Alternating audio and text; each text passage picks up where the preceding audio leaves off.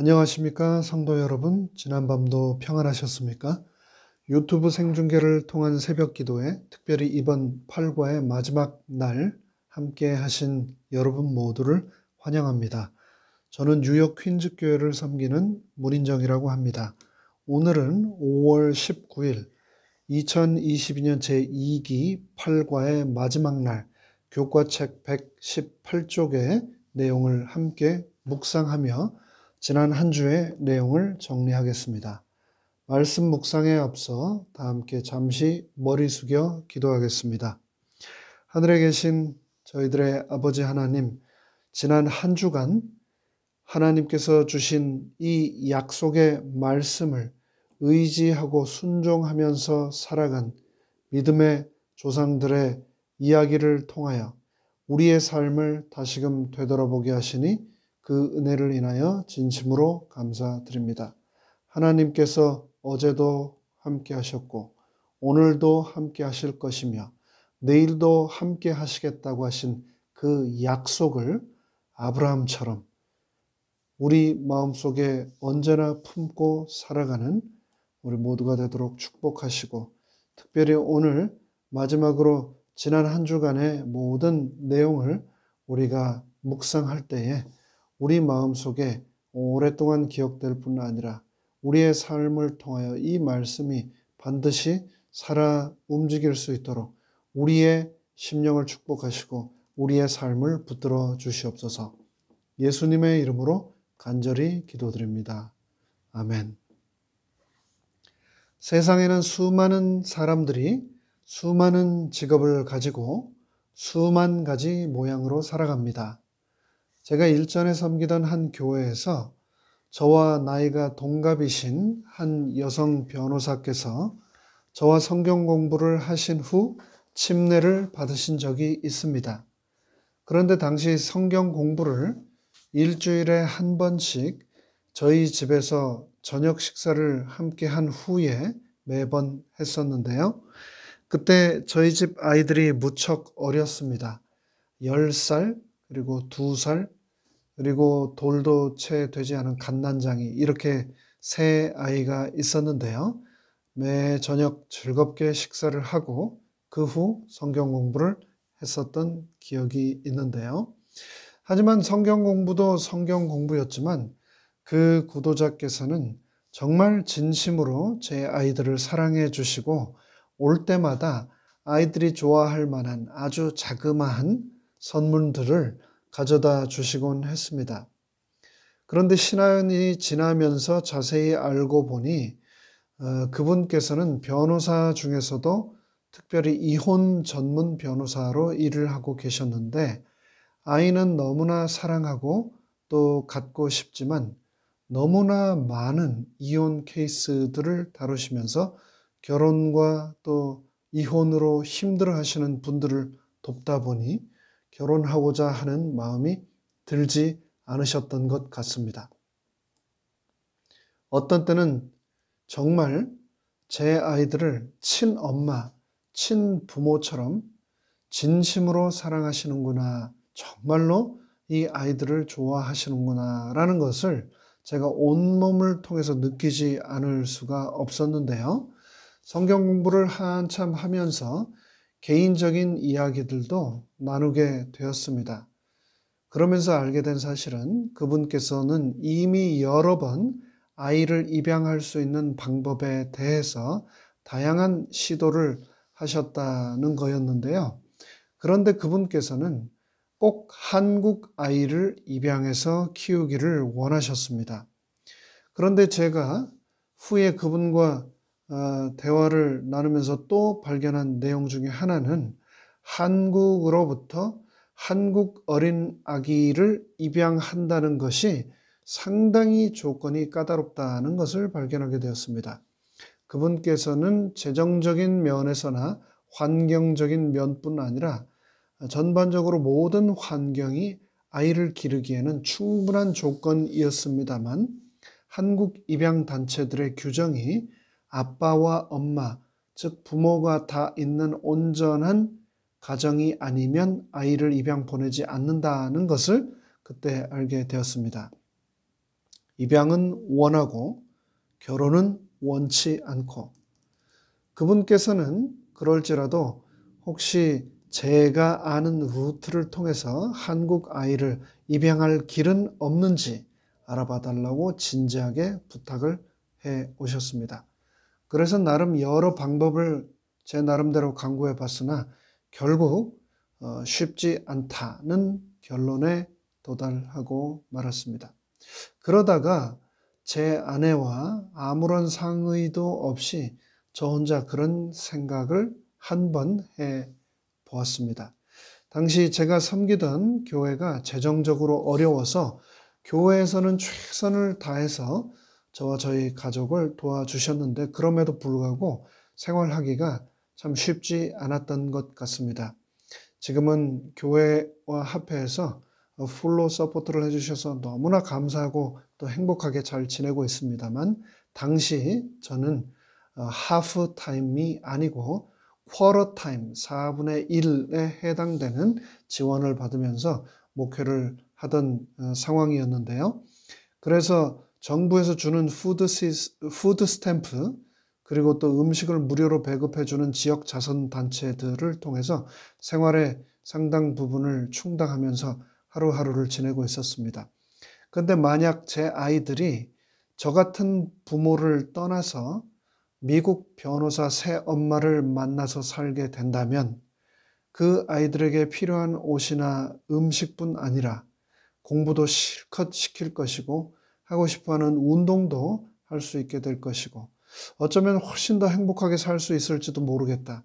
훨씬 더 잘 자랄 수도 있을지 모르겠다라는 생각을 하게 되었습니다. 그래서 큰아이를 보내면 어떨까 생각을 했는데, 그래도 지난 10년 세월 키운 정도 있고 또 제 인생의 첫 번째 아이이며 저에게 아빠라는 이름을 최초로 준 그 아이를 차마 못 보내겠더라고요.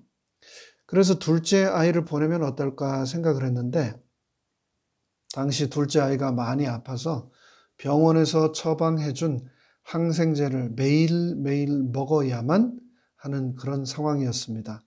언제 어떻게 될지도 모르는 아픈 아이를 보낸다는 것도 도저히 상황에 맞지 않는다 생각했습니다.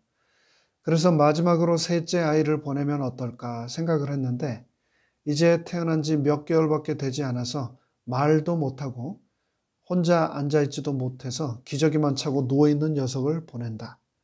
도저히 그렇게는 하지 못하겠더라고요.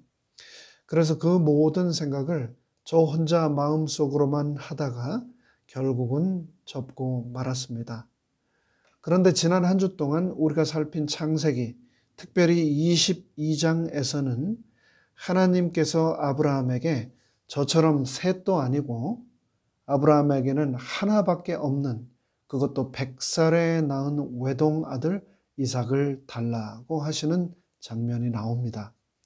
그 장면을 읽으면서 여러분은 어떠셨습니까? 저는 저보다도 훨씬 좋은 환경에서 잘 키워줄지도 모르는 새 가정에 새 아이들 중에서 한 아이를 보내는 것조차 하지 못했는데, 아브라함은 하나님의 명령에 순종하는 실로 대단한 믿음을 우리에게 보여주었습니다. 아마도 그 경험을 통하여 아브라함은 온 우주에 하나밖에 없는 독생자 예수 그리스도를 온 인류를 구원하기 위한 희생제물로 들으신 하나님 아버지의 심정을 그 누구보다도 깊이 이해하게 되었을 것입니다. 교회 증언 3권 369쪽에서는 이 장면을 그래서 다음과 같이 기록하고 있습니다. 이삭은 세상 죄를 위해 희생물로 드려진 하나님의 아들의 모형이었다. 아브라함이 견뎌낸 모든 슬픔과 고뇌는 타락한 인류를 위한 구속의 경륜을 그의 이해력에 깊이 새겨주기 위한 목적이 있었다.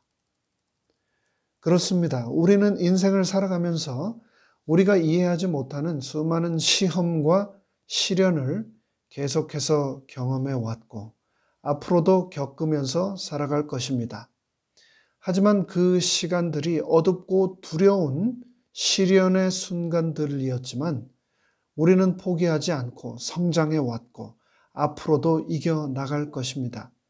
4천여 년 전 아브라함이 모리아 산에서 견뎌낸 모든 슬픔과 고뇌의 시간을 통하여 무한하신 하나님의 구속의 경륜을 깨닫게 되었던 것처럼 우리도 지금 이 순간 경험하고 있는, 하지만 우리가 명확히 이해하지 못하고 있는 이런 시련과 시험의 사건들을 통하여 하나님의 뜻을 조금 더 날마다 더 발견하고 깨닫게 될 것입니다. 지난 한 주간 우리가 살핀 내용 중 또 꼭 기억해야 할 한 사건은 창세기 24장의 이삭의 결혼 이야기일 것입니다. 창세기 전체에서 가장 긴 장으로서 이삭이 그의 아내 리브가를 어떻게 만나게 되었으며 그 과정 속에서 어떻게 하나님이 인도하셨는지를 너무나 소상히 기록하고 있습니다. 여기에서 우리는 하나님께서는 그분께서 하신 약속은 반드시 지키신다. 그 믿음을 끝까지 품었던 아브라함의 의연한 모습과 동시에 자신의 결혼 문제를 아버지께 맡기고 자신의 신부를 선택하는 일까지도 하나님께서 친히 지도해 주시리라 믿었던 이삭의 믿음 또한 보게 됩니다. 말 그대로 그 아버지의 그 아들 부전자전, 참 아름다운 모습 아닙니까? 그러했던 아브라함의 삶은 믿음의 조상이라는 수식어와 하나님의 친구, 하나님의 벗이라는 놀라운 별명을 얻게 했습니다. 우리의 삶이 마감될 때도 우리도 아브라함처럼 믿음의 사람, 하나님의 친구라고 하는 별명을, 세상에서 가장 아름다운 칭찬을 들을 수 있게 된다면 얼마나 좋을까요? 그렇기 때문에 꼭 기억합시다. 하나님은 신실하셔서 그분께서 말씀하신 약속은 반드시 지키신다는 것을 말합니다. 아브라함의 나이가 어떻든지 그 상황이 어떻든지는 중요하지 않았습니다. 아브라함은 하나님이 말씀하신 대로 하나님이 허락하신 그의 이름의 뜻대로 여러 민족의 아버지가 되었습니다. 아브라함이 하나님을 신뢰하고 순종했기 때문에 그렇게 되었습니다. 저와 여러분도 그렇게 되기를 간절히 바랍니다. 하나님은 아브라함의 하나님이실 뿐 아니라 이삭의 하나님이시고 바로 저와 여러분의 하나님이시기 때문입니다. 이제 모든 순서를 마무리하겠습니다. 지난 한 주간 부족한 제가 준비했던 말씀 묵상의 여정에 동참해 주셔서 진심으로 감사드립니다. 간절히 바라기는 아브라함처럼 저와 여러분도 언제나 그분을 신뢰함으로 믿음의 인생 여행에서 순종을 통한 축복을 풍성히 받게 되기를 간절히 바랍니다. 다 함께 머리 숙여 기도하겠습니다. 하늘에 계신 저희들의 아버지 하나님, 이 짧은 인생을 살아가며 우리는 너무나도 나 자신만을 바라보며 하나님의 신실하심을 망각하는 경우가 많지는 않았던가 스스로 되돌아보게 됩니다. 내 인생 맞춰질 때에, 이 인생 짧은 여행을 마무리할 때에 하나님께서 우리를, 저와 이 시간 함께 하신 우리 모든 성도님들을 믿음의 아들, 믿음의 딸, 내 친구라고 불러주신다면 얼마나 감사하고 행복할까요? 하나님, 그렇게 되기를 간절히 원합니다. 그렇게 되기를 간절히 원하니 우리가 아브라함처럼 언제나 하나님을 신뢰하며 살아갈 수 있도록 축복하여 주시옵소서. 예수 그리스도의 이름으로 간절히 축원하옵나이다. 아멘.